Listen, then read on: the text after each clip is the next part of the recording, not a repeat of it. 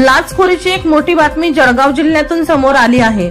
वाळू वाहतूक सुरळीत ठेवण्यासाठी व कोणतीही कारवाई न करण्यासाठी तडजोडी अंती 50,000ची लाच स्वीकारताना भडगाव पोलीस स्टेशनच्या हवालदाराला जळगावच्या लाचलुचपत प्रतिबंधक विभागाने शुक्रवारी रंगेहात अटक केली।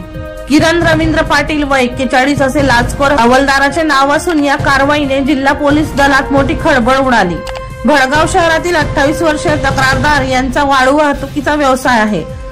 त्यांच्यावर यापूर्वी भडगाव पोलिसात अवैध वाळू वाहतुकीच्या संदर्भात 2 गुन्हे दाखल आहे। तक्रारदार यांना सुरळीत वाळू वाहतूक करण्यासाठी तसेच त्यांच्यावर कोणतीही कारवाई न करण्यासाठी 25 रोजी आरोपी हवालदाराने 2,60,000ची लाच मागितली होती। याबाबत तक्रारदार यांनी तक्रार दिली होती।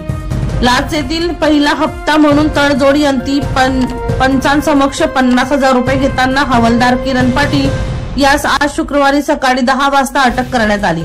त्याच विरोधात भडगाव पोलिसात गुन्हा दाखल करण्यात आला आहे।